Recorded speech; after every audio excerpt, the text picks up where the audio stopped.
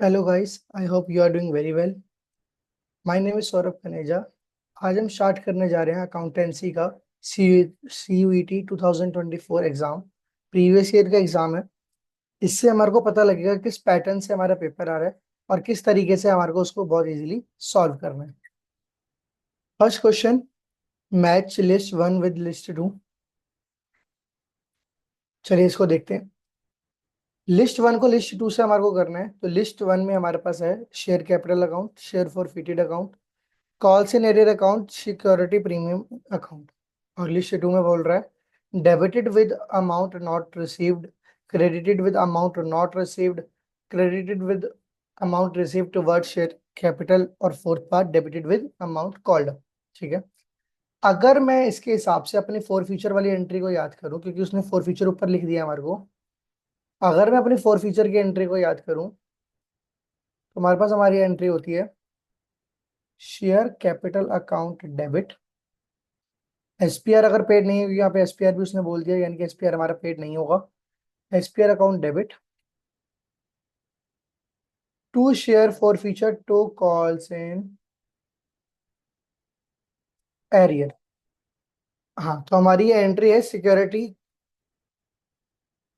Premium reserve debit है हमारा। क्यों डेबिट है? क्योंकि हमने वो चीज पेड नहीं करी है। चलिए अब देखते हैं जरा, इस हिसाब से हमारा क्वेश्चन बहुत इजी हो गया। शेयर कैपिटल अकाउंट, इसमें हम क्या डालते थे?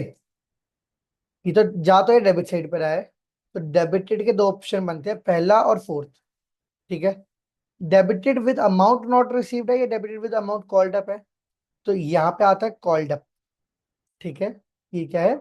इतने पैसे हमने मांगे, यानी कि फर्स्ट का हमारे पास हो गया फोर्थ पार्ट। फर्स्ट का फोर्थ हमारे को एक ही ऑप्शन बता रहा है, सेकंड ऑप्शन। बाकी के हमारे को सिर्फ क्रॉस चेक मारने हैं। अब बी का थर्ड पार्ट वो बोल रहे हैं, यानी कि share forfeited account credited with security. Share forfeited हमारा क्रेडिट हो रहा है, हाँ भाई सही है। किससे? जो हमारे को रिसीव हुए, बिल्कुल correct.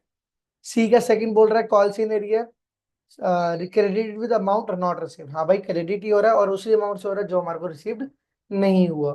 D part security premium reserve का first part debited with amount not received, वो अमाउंट जो प्रीमियम का पे नहीं हुआ हमारे को, वो हमारा डेबिट हो जाएगा। ठीक है जी। जर्नल एंट्री एक पता करने से हमारा पूरा क्वेश्चन बहुत इजीली सॉल्व हो गया। चल, क्वेश्चन नंबर सेकंड।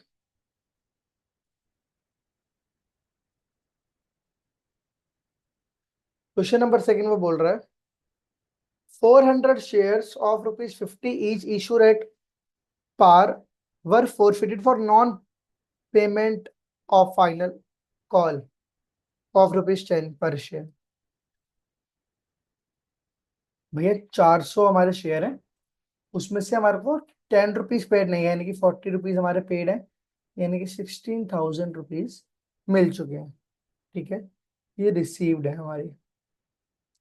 इसमें से उसने बोला सारे शेयर जो है मैंने री इशू कर दिए 45 में, जो फुली पेड है भाई, यानी कि हमने कितने रुपए का डिस्काउंट दे दिया?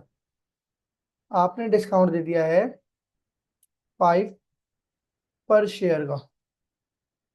ठीक है, तो यानी कि मैं लिखूंगा 400 multiply by 5 is equal to ₹2,000 का आपने दे दिया डिस्काउंट। तो what will be my amount left? 14,000 which is go to capital reserve. 14,000 will be my exact answer. ठीक है। चलिए, 13th क्वेश्चन और third question. When debenture are issued, when debenture are issued at premium and redeemed premium, हमने premium पे ही issue करा, premium पे ही इशू भी करा है और प्रीमियम पर ही रिडीम भी करा है, तो क्या जर्नल एंट्री पास होनी चाहिए? क्या क्या आना चाहिए भाई? पहला पार्ट डिस्काउंट, डिस्काउंट का तो नाम ही नहीं ले रहा हूँ, वो तो पॉसिबल ही नहीं है। लॉस डेबिट, हाँ भाई। तो लॉस क्यों आ रहा है? बिकॉज ऑफ रिडीम का प्रीमियम, रिडीम का प्रीमियम।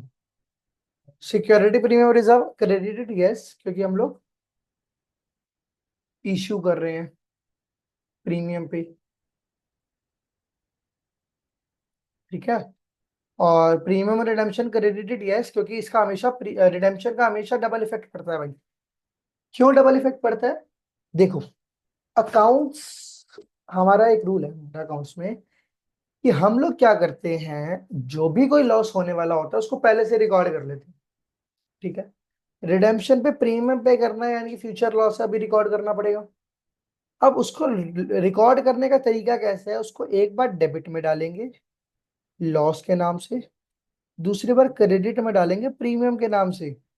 इसकी वजह से इसका इफेक्ट क्या हो गया? इफेक्ट हो गया हमारा जीरो। ठीक है। अब जीरो इफेक्ट भी हो गया और साथ में लॉस भी कंसीडर मान गया, तो इसलिए हमने उसको डबल साइडेड मान लिया।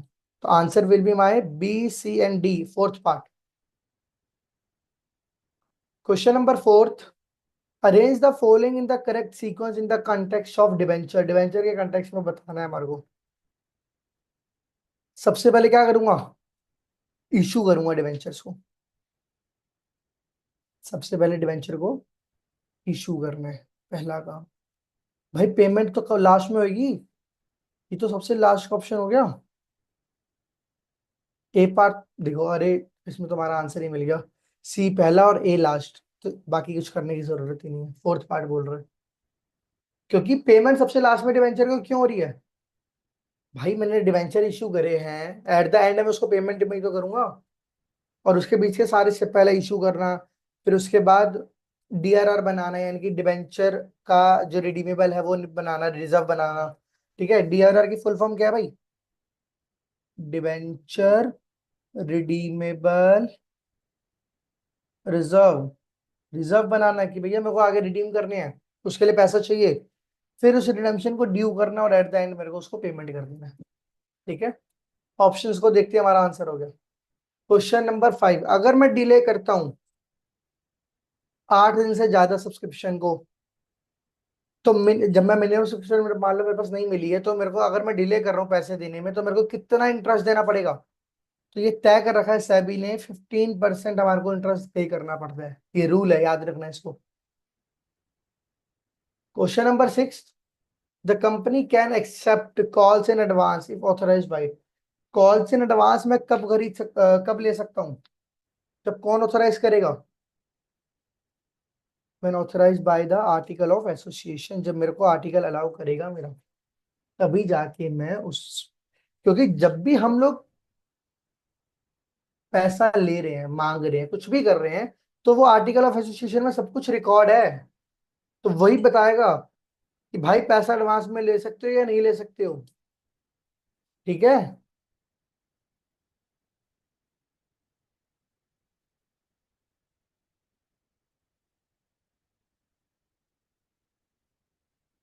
Question number 7, ABC are partner sharing profit in the ratio 3:2:1।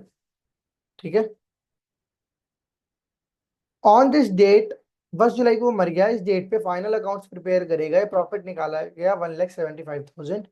तो ये प्रॉफिट कहाँ आना चाहिए?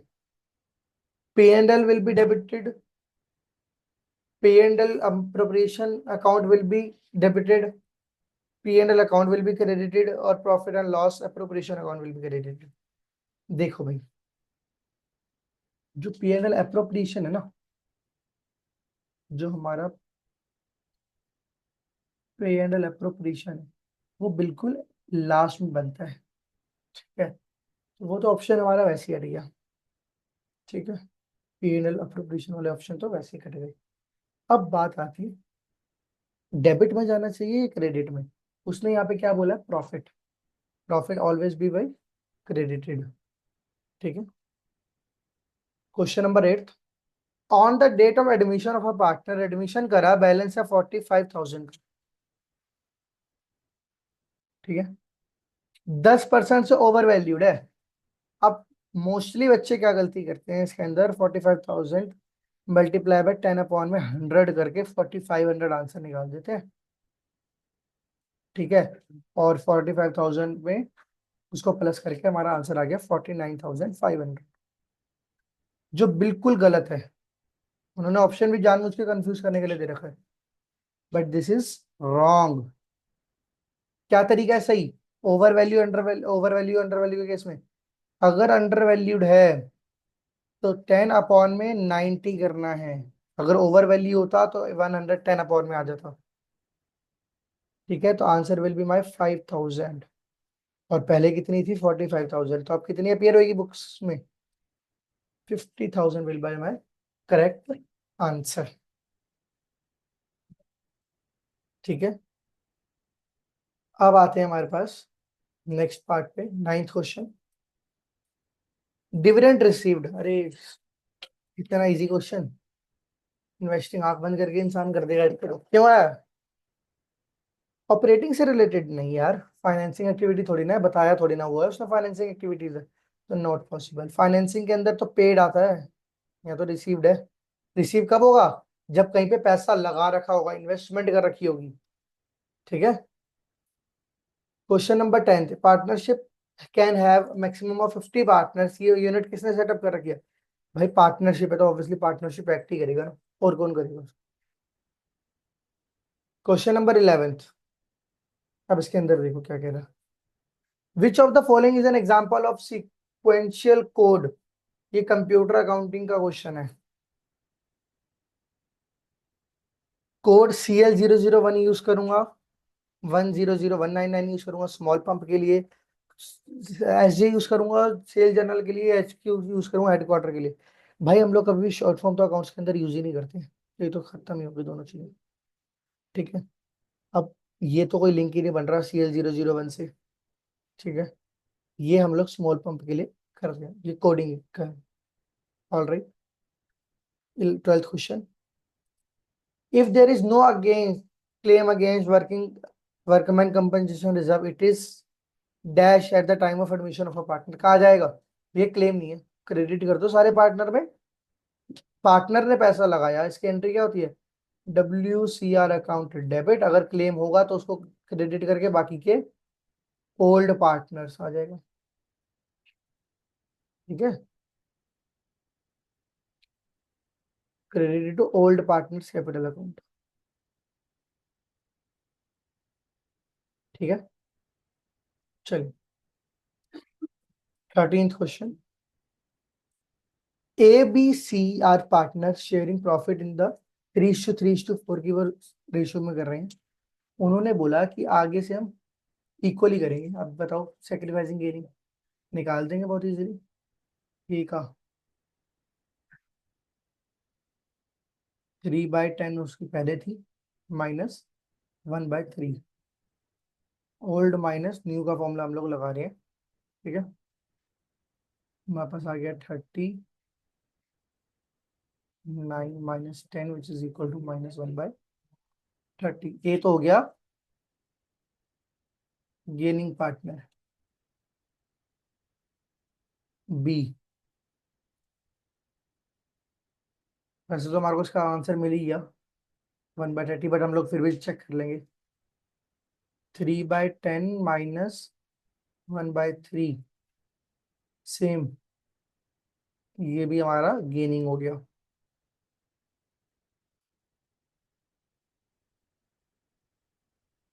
सी, 4/10 -1/3, 12 - 10 इज इक्वल टू 2/30 से ये क्या कर रहा है? सेक्रीफाइस कर रहा है, यानी कि हमारा answer will B A part जो हमने करा था। चलिए क्वेश्चन नंबर 14 स्टार्ट करते हैं हम लोग। 14th के अंदर at the end of each half yearly, इसमें हमारे को एवरेज पीरियड बताना है हर एक चीज का। तो इस एवरेज पीरियड को करने से पहले एक ना जरा एक टेबल बनाते हैं यहाँ पे।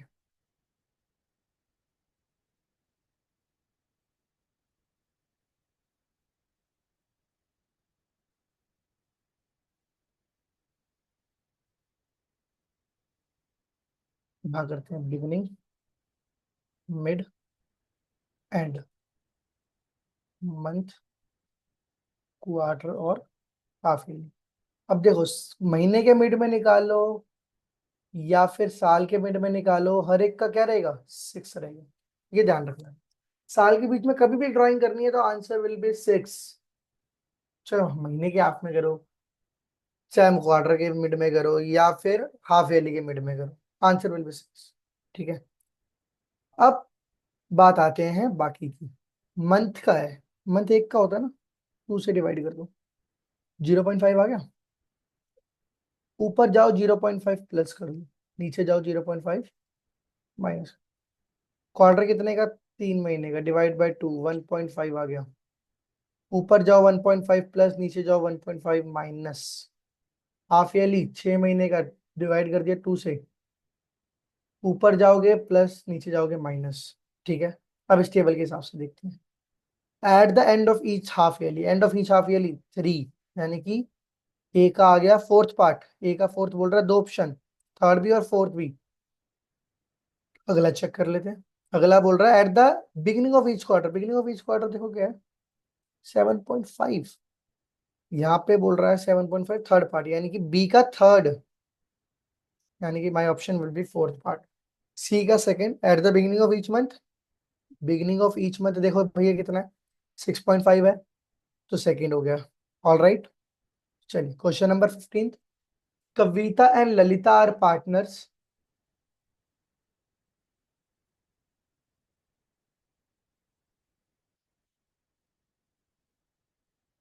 कविता and Lalita are partners sharing profit and loss 2:1 में डिसाइड वो कर रहे हैं। उन्होंने डिसाइड करा 1/4 से मोहन को लेकर आने के लिए। ठीक है, 25,000 उसको शेयर देने। अगर मैं न्यू रेशियो की बात करूं, my new ratio will B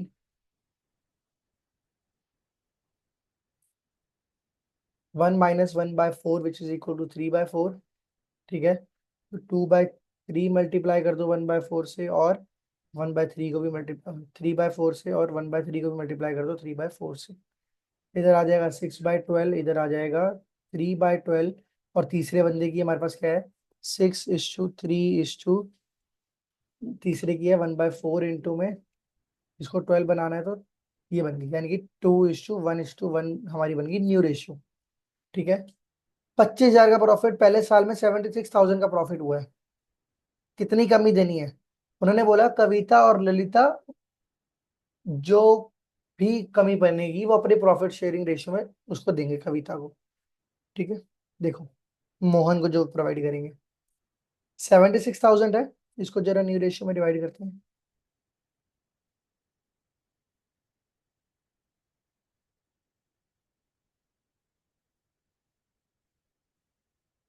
यानी कि 38, 19, 19। अब कमी पड़ेगी भैया, देना था इसको 25,000 रुपये। कितनी डेफिशिएंसी हो गई भाई, 6,000 रुपये की। 6,000 में से कविता कितने देगी, अपनी रेशियो का, यानी कि 2/3। तो आंसर विल बी माई 4,000। ठीक है,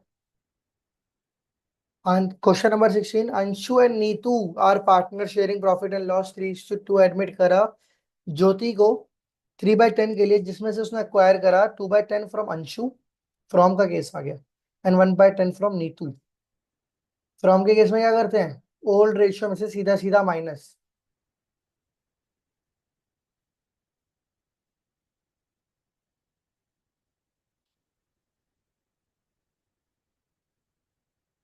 पहली बन गई 4/10, दूसरी हमारी आ गई 3/10, और तीसरी हमारी 3/10 ऑलरेडी है, यानी कि new ratio will be 4:3:3। A part. अगला 17th question. Journal entry pass करनी है when new partner bring his share of goodwill in cash और one of the old partner will gain. Entry क्या होती है, gaining account debit to sacrificing account, और premium for goodwill भी debit हो जाता है जब वो लेकर आता है। ठीक है, तो premium for goodwill is debited, yes. Gaining partner debit होगा, यस। सेक्रीफाइसिंग पार्टनर क्रेडिट होगा, यस। गेनिंग पार्टनर क्रेडिट होगा, नो। ठीक है, तो answer will be my ABC only, second part. Question number 18।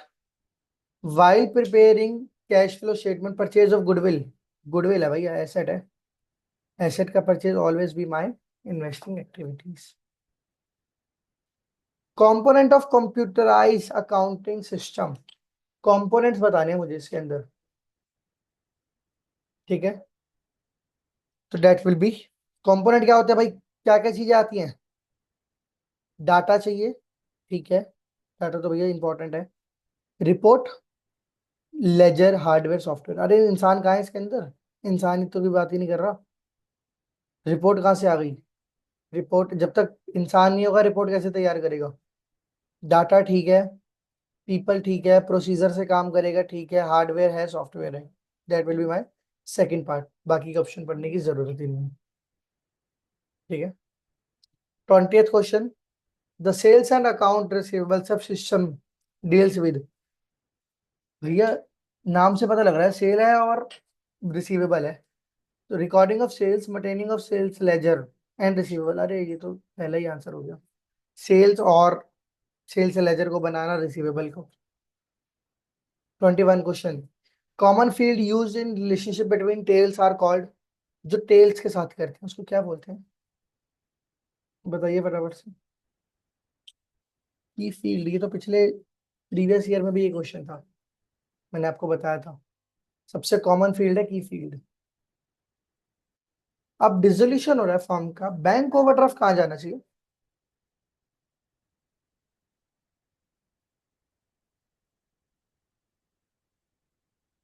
मैंने बताया था, एसेट्स सारे इधर, लाइबिलिटी सारी, बैंक ओवरड्राफ्ट क्या है हमारा, एसेट है लाइबिलिटी है, इट इज अ लाइबिलिटी, कहाँ जानी चाहिए, रियलाइजेशन में, बैंक अकाउंट में थोड़ी ना जाएगी, पे होगी वहां पे, यहाँ तो कोई ऑप्शन ही नहीं है। 23rd क्वेश्चन, अगर मुझे कंपनी को बनाना है तो क्या क्या स्टेप्स मुझे लेने पड़ेंगे।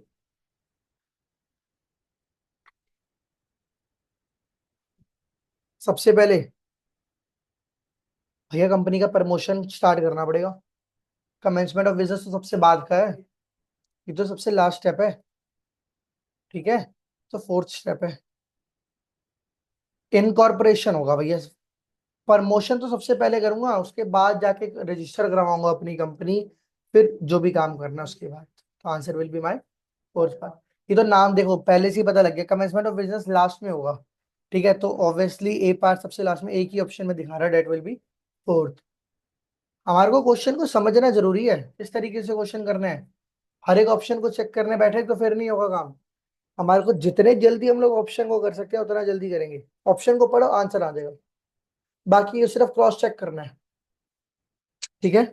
चलिए अब इसके बाद हमारे पास आता है अगला question, 24th question, arrange the following in the correct order, correct order में बताओ। ये तो पिछले 2022 के एग्जाम में भी सेम क्वेश्चन था ये।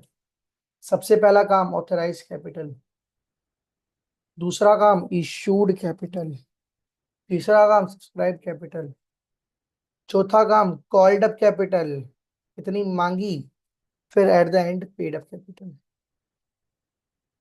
तो हमारा आंसर हो गया CBA, CBA, ये तो हमारे पास ए फर्स्ट और थर्ड दोनों ऑप्शन है, लास्ट में ED और DE का फर्क है बस, देख लेते हैं भैया, हमारा फोर्थ है E, तो पहले आएगा ई पार्ट, फोर्थ, ठीक है। चलिए नेक्स्ट क्वेश्चन, अभी कैसे वो वैसे आपको पता है, सबसे पहले कंपनी ने ऑथराइज करी भैया मेरी रजिस्टर्ड कैपिटल इतनी है, मैं लोगों से इतना इशू कर रहा हूँ, उसके बाद भैया मैंने इतना मेरे को लोगों से लेने हैं पैसे, फिर मैंने मांगे कितने वो भी बताऊंगा ना, मान लो 10 रुपए हैं, उसमें से मैंने मांग 6 रहा हूँ और मैं लोगों का नाम लगा रहा हूँ, अरे भाई लोगों की क्या गलती है, जब मैंने मांगी 6 है तो मैं ये बोल दूं भाई 4 रुपए कॉल से एरियर में आ गई, नहीं, कॉल से एरियर में नहीं आए, वो मांगे ही नहीं है, नॉट कॉल्ड है वो, नॉट कॉल्ड है वो, ठीक है, तो पहले कॉल्ड अप कैपिटल लिखी जाती है। 25th question, decrease partner capital account के बैलेंस में क्या क्या आता है, ये तो 2023 का सेम क्वेश्चन, देख रहे हो कितने सारे क्वेश्चन रिपीट है, बस नाम थोड़ा सा आगे पीछे है, वहां डेथ का बात थी, यहाँ डिक्रीज की लिख दिया। वहां पे क्रेडिट साइड पे पूछ रहा था, यहाँ पे ओवरऑल पूछ रहा है। ओपनिंग बैलेंस हाँ भाई जाता है, उसका share of profit till the जाता है, उसका शेयर जनरल रिजर्व पे जाता है, ड्राइंग्स जाती हैं। पे टू द एग्जीक्यूटर, अरे तो एग्जीक्यूटर में जाएगा, तो answer will B A B C D second part. ठीक है। 26 क्वेश्चन, आइडेंटिफाई करना है correct sequence while calculating the cash flow from operation. सबसे पहले क्या करते हैं, ऑपरेटिंग प्रॉफिट निकालते हैं, कैश जनरेशन निकालते हैं, इनकम टैक्स पेड निकालते हैं, नेट कैश फ्लो निकालते हैं, या फिर गुडविल अमोर्टाइज निकालते हैं। देखो, सबसे पहले हमारे पास आता है NPBT, net profit before tax and extraordinary items. उसमें हम लोग अपनी गुडविल को डालते हैं, गुडविल अमोर्टाइज को ऐड करा जाता है। इससे क्या निकल के आता है, इसके बाद निकल के आता है ऑपरेटिंग प्रॉफिट बिफोर WCC। ठीक है। फिर जो भी हमारे WCC में चेंजेस होते हैं, जैसे डिक्रीज इन हमारा current asset, increase in current liability, ये सारी चीजें करने के बाद हमारे पास निकल के आता है कैश जनरेटेड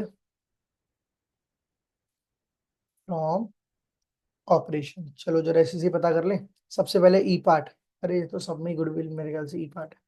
वो फर्स्ट सेकंड और थर्ड तीनों बता रहे हैं। अगला ऑपरेटिंग प्रॉफिट बिफोर WCC ए पार्ट। अब इसमें भी हमारे पास दो में कंफ्यूजन हो गई, सेकंड और थर्ड दोनों में से कोई भी आंसर हो सकता है, अगले से पता लग जाएगा। एक बोल रहा है डी, एक बोल रहा है B, cash generated from operation या फिर cash flow from operating activities. अरे ऑपरेटिंग तो बाद में लास्ट में आता है भाई, पहले ऑपरेशन तो कर लो, उसके बाद ही तो ऑपरेटिंग निकालोगे। तो my answer will B third part. ठीक है, पहले ऑपरेशन फिर बाद में ऑपरेटिंग एक्टिविटीज। अब देखा है क्या पता लगा, इससे ऑप्शन पढ़ के ही हमारे को बाकी के आंसर्स मिल गए, हमारे को सिर्फ एक दो करने की जरूरत पड़ी।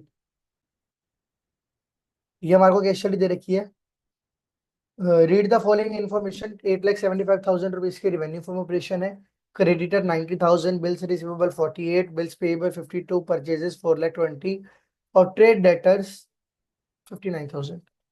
ठीक है भाई, कर लेते हैं। Calculate the trade receivable turnover ratio. क्या फॉर्मूला होता है ट्रेड रिसीवेबल टर्नओवर रेशियो का,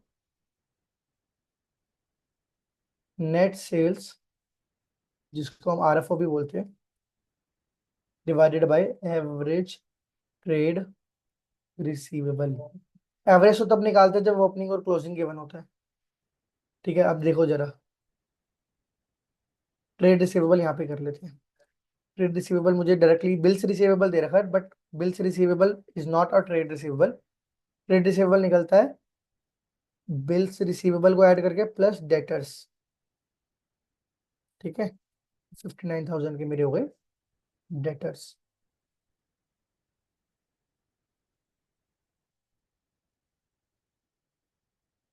1,07,000। ठीक है, नेट सेल कितनी दे रखी है, 8,75,000। तो my option will B 8,75,000 divided by 1,07,000। इसको अगर हम डिवाइड करेंगे तो माय आंसर विल बी 8.18। अब 8.18 के दो ऑप्शन है, टाइम्स और परसेंटेज। तो हमारा जो ट्रेड रिसीवेबल टर्नओवर रेशियो होता है हमेशा टाइम के हिसाब से निकलता है। टर्नओवर है ना, साल की है, तो हमेशा time. Question number 28, average collection period में बोल रहा है। तो एवरेज कलेक्शन पीरियड का फॉर्मूला क्या होता है, 365 डिवाइड बाय, कलेक्शन करनी है तो ट्रेड रिसीवेबल टर्नओवर रेशियो, यानी कि 365 divided by 8.18। My answer will B 45 days. ठीक है, ऑप्शन आगे पीछे है, 45 days will be my answer. चलिए अगला 29th क्वेश्चन, कैलकुलेट करना है trade payable turnover ratio. Trade payable, सबसे पहले तो ट्रेड पेबल निकालना पड़ेगा। Trade payable will be my bills payable plus creditors. यानी कि 1,42,000 रुपीज की। इसका फॉर्मूला क्या होता है ट्रेड पेबल टर्नओवर रेशियो का? My formula will be purchases divided by average trade payable. जरा परचेजेस देखो कितने की है, 4,20,000।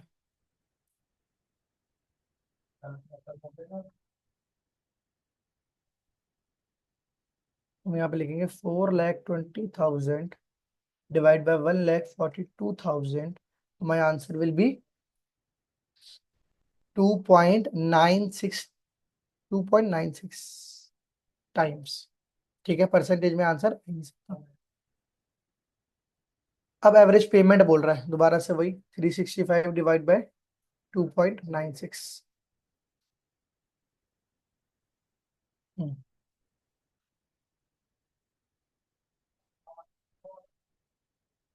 2.96, तो इसका क्या आ गया हमारे पास? My answer will be 123 days. Divide करोगे आपका आंसर आ जाएगा। 31 question. Trade receivable turnover ratio, trade payable, ये कौन सी रेशियो होती है? अभी ऊपर मैंने बताया भी था, एक्टिविटी रेशियो। क्यों? क्योंकि एक्टिविटी बता रही है कि कितना काम करा है कितना नहीं करा। 32 क्वेश्चन से पहले एक केस स्टडी को जरा देखते हैं। G K B were partners running a partnership for last 10 years, sharing profit and loss 5:3:2। Covid की वजह से बहुत लॉस हो गया। उन्होंने सोचा कि भैया हम डिसॉल्व करेंगे। कैपिटल बैलेंस है 4 लाख, 3 लाख, 2 लाख रिस्पेक्टिवली। फर्म के पास लाइबिलिटी है 80,000 रुपीज की, कैश बैलेंस है 40,000 का, सैलरी एसेट है 8,50,000 के, और पी एंड एल इस कॉन्स्टिट्यूट बाकी का पी एंड एल में है। ठीक है, निकालना पड़ेगा हमारे को। एसेट रियलाइज करे हमने 80%, और लाइबिलिटीज जो है हमने पूरी पे करी है। अनरिकॉर्डेड लाइबिलिटी थी 50,000 की, जिसको सेटल करके 40,000 में। रियलाइजेशन के एक्सपेंसेस है 30,000, which being paid on G on behalf of the firm. Firm के बिहाफ पे जी ने पे करा है, तो फर्म का रिस्पॉन्सिबिलिटी है कि वो जी को पे करेगी। ठीक है, चलिए, what is the mode of dissolution? Dissolution का मोड क्या है? क्या हुआ भैया? एक क्या कहते हैं, एग्रीमेंट पे था क्या कुछ? नहीं। कुछ हैपनिंग हो गई? नहीं यार, ऐसा भी कुछ नहीं है। नोटिस तो आया नहीं कोई, तो कंपलसरी डिसोल्यूशन अगर ना करते तो और ज्यादा बेचारे लॉस खाते रहते। पी एंड एल में कितना अमाउंट जाना चाहिए, इसके लिए हमारे को पूरा का पूरा बैलेंस शीट एक बारी रफ में बनानी पड़ेगी। ठीक है, तो बना लेते हैं, कोई बात नहीं। क्या बोला था उसने? उसने बोला था कैपिटल है 4 लाख, 3 लाख, 2 लाख। ठीक है, 4 लाख, 3 लाख, 2 लाख। ठीक है, और क्या क्या है? 8,50,000 की वो है, और 80,000 की लाइबिलिटीज है, कैश है 40,000। ठीक है, 8,50,000 की एसेट है, 40,000 का कैश है, और 80,000 की हमारी लाइबिलिटीज है। चेक कर ले जरा एक बार, बाकी सारी सही चीजें डाली हमने डाली। कैश हमारा 40,000, ऑल राइट, ठीक है, बिल्कुल सही। अब ये जो अपने लाइबिलिटी है अनरिकॉर्डेड क्यों नहीं डाली? क्योंकि ये रिकॉर्ड ही नहीं थी, तो इसलिए हमने डाली भी नहीं। क्यों डाले भाई? रिकॉर्ड ही नहीं थी, पुरानी बैलेंस शीट बना रहा हूँ मैं तो। देखो इसका टोटल कितना आएगा, 4 लाख, 4, 5, 6, 7, 8, 9, 9,80,000। इसका टोटल आ रहा है 8,90,000। अब ये तो पता चल गया भैया डेबिट में आना है। अब डेबिट की दो अमाउंट है, एक ये और एक ये, जरा आपस में माइनस कर दो, तो मेरा यहाँ पे आ जाएगा P&L 90,000, debit side 90,000, second option. ठीक है, determine the gain and loss on realization. अब रियलाइजेशन अकाउंट भी बनाना पड़ेगा।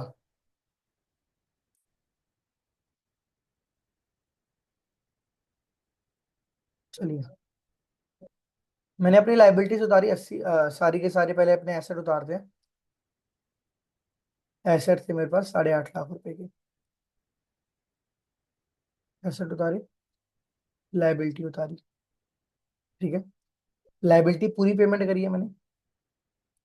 ठीक है, और एक अनरिकॉर्डेड लाइबिलिटी थी जिसकी 40,000 की पेमेंट है, और 30,000 का मेरे पास एक्सपेंसेस है जो बी जी के भी आप पे पे करे हैं। ठीक है, जी ने मेरे भी आप पे पे करे हैं। ये है अनरिकॉर्डेड लाइबिलिटी और ये है नॉर्मल लाइबिलिटी। ठीक है, उसने बोला 8,50,000 जो भी मेरा है, इसका 80% मैंने वो करा है। ठीक है, 80% ही बोल रहा है। हाँ, 80% बोल रहा है। 80% हो गया मेरे पास 6,80,000 का। चेक कर लो भाई जरा, प्रॉफिट है या फिर लॉस है। There will be A loss अगर मैं दोनों साइड का टोटल करूं। तो यहाँ पे मेरे पास आ रहा है 9,70,000, 10 लाख रुपीज पूरे। यहाँ आ रहा है 7,60,000, यानी कि 2,40,000 का मेरे पास आ गया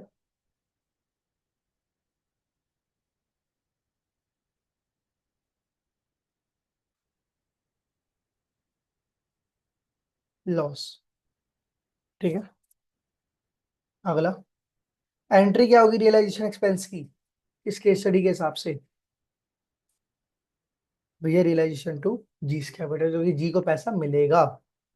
जी कैपिटल डेबिट नहीं हो सकता, कैश पैसा नहीं गया, कैश ना आए, तो जी को पैसा मिलेगा। 36 question, existing profit and loss account in the books of the firm. जो भी एग्जिस्टिंग प्रॉफिट और लॉस है बुक्स के अंदर, वो किस रेशियो में होगा?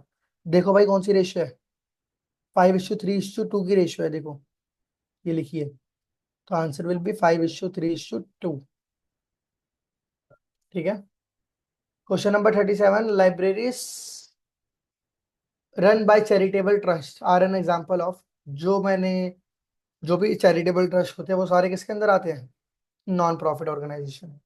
It can not be partnership, it can not be company, it can not be cooperative. 38th question, the main source of revenue for non profit organization. भाई वो तो गुड्स तो बेचते ही नहीं है, कंपनी थोड़ी ना है कोई, पार्टनरशिप थोड़ी ना है, पीरियडिकल्स भी नहीं बेचते, सब्सक्रिप्शन आती है उनके पास। इनकम एंड पेमेंट अकाउंट में पड़ा है ना, वो तो पूरा एनपीओ चैप्टर है, उसमें तो सारी की सारी सब्सक्रिप्शन से पैसा आता है। ठीक है, जो मेंबर बनेगा उसको पैसा देना पड़ेगा। 39th question, match the following. चलिए देखिए, share capital, reserve and surplus, reserve capital और करंट लायबिलिटीज, चार चीजें बोल रहा है, पढ़ लेते हैं भाई। Share capital will be called at the time of winding up, नहीं यार वो तो पहले मांगी जाती है। तो ए का तो फर्स्ट होता है मुझे, बी का calls in advance share capital में, नहीं यार ये भी कोई लिंक नहीं है। Subscribe but not fully paid up, subscribed है और फुली पेड अप नहीं है, ये लिंक कर रहा है आपस में। अगला रिजर्व एंड सरप्लस, ये तो भाई हमारा सिंकिंग फंड होता है कि अगर हमारे को कभी पैसा चाहिए हो तो। रिजर्व कैपिटल मांगा जाता है वाइंडिंग अप के टाइम पे। ठीक है, चलिए ए का थर्ड एक ही ऑप्शन बता रहा है, बाकी तो करने की जरूरत भी नहीं थी हमारे को। डी का second, current liability calls in advance. क्यों करंट लायबिलिटी है वो कॉल्स इन एडवांस? क्योंकि आगे जाके आपको उसको पे करना है। क्या पे करना है? भैया उसने पैसे तुम्हारे को रखने के लिए नहीं दिए, आगे जब तुम उससे अगली कॉल मांगोगे तो तुम्हारे को वो पैसा एडजस्ट करना पड़ेगा। ठीक है, तो अभी लायबिलिटी बन गई मेरे लिए। Question number 40, which of the following would effect the revaluation account at the time of reconstitution of the firm? क्या इफेक्ट मारेगा? भाई एसेट बढ़ेगा तो इफेक्ट करेगा क्या? हाँ यार करेगा। ड्राइंग्स नहीं, इंटरेस्ट ऑन कैपिटल नहीं, पार्टनर कैपिटल नहीं, तो answer will B A part. Question number 41, identify करना है सीक्वेंस को क्या क्या बनता है। भैया सबसे पहले तो ट्रेडिंग अकाउंट बनाया जाता है, 11th क्लास का कंसेप्ट करें। ट्रेडिंग अकाउंट, इससे निकल के आता है ग्रॉस प्रॉफिट। फिर हम बनाते हैं पी एंड एल अकाउंट, जिससे हमारा निकल के आता है नेट प्रॉफिट। फिर हम लोग बनाते हैं P and L appropriation account, जिससे हमारा निकल के आता है प्रॉफिट, हमारा जो भी ट्रांसफर करा जाता है उसके बाद हमारी बनती है जाके बैलेंस शीट। ठीक है, तो ट्रेडिंग सी हमारा ऑप्शन है। उसके बाद P and L account C B. अच्छा, ये तो फर्स्ट और फोर्थ दोनों बता रहे हैं सी बी। अगला P and L appropriation A part, यानी कि फर्स्ट ऑप्शन। ठीक है भाई। अगला question number 42। Window dressing is a practice. Window dressing नाम से पता लग रहा है भैया, एक मैन्युपुलेशन करना, इसमें अपने आप को अच्छा दिखाना भैया। ड्रेसिंग मतलब उसके ऊपर एक ड्रेसिंग, आप पता है आपको क्या होता है ड्रेसिंग का मतलब, नाम से बता रहा है वो कि भैया एक पट्टी, जैसे मेरे को चोट लगती है भैया, मैं ड्रेसिंग कराता हूँ ताकि वो चोट ना दिखे मुझे। ठीक है, क्या करा, विंडो ड्रेसिंग करी। क्यों? ताकि जो चीज है ना उससे बेटर दिखे, लोगों को कम ना दिखे। तो answer will be my to manipulate the account to show the better picture of the financial position than the actual one. All right. Question number 43। Salary to a partner कहाँ जानी चाहिए भाई?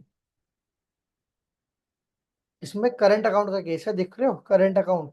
तो ये ध्यान रखना, कैपिटल अकाउंट बच्चे देखते बोलेंगे अरे ये तो sir credit side of the partner capital है। अरे नहीं भाई, करंट अकाउंट बता रहा है, यानी कि ये फिक्स्ड कैपिटल का केस है। तो कहाँ जानी चाहिए? Credit side of the partners current account. तो ए का फोर्थ, एक ही ऑप्शन बता रहा है, बाकी तो चेक करने की नीड ही नहीं है, क्रॉस चेकिंग करेंगे। बी का third, interest on partner loan, debit side of the P and L account, सही है बिल्कुल, क्योंकि भैया लोन के ऊपर तो पी एंड एल, ये तो चार्ज में जाता है ना सारा। ठीक है, इंटरेस्ट ऑन पार्टनर्स ड्राइंग, ये पी एंड एल उसमें जाना चाहिए, हमारा डेबिट साइड में जाना चाहिए। और एडिशनल कैपिटल ये जाएगा हमारा पार्टनर कैपिटल में, क्योंकि कैपिटल से रिलेटेड है।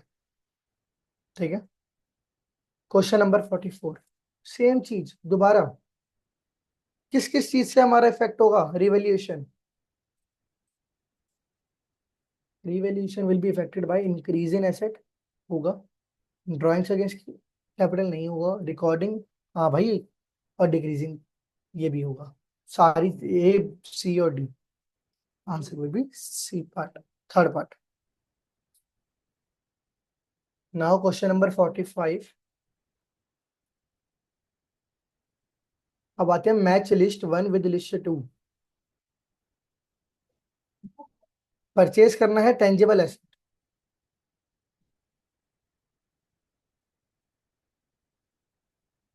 टेंजिबल एसेट को परचेज करना तो इन्वेस्टिंग का पार्ट है, एसेट परचेज हो रहा है।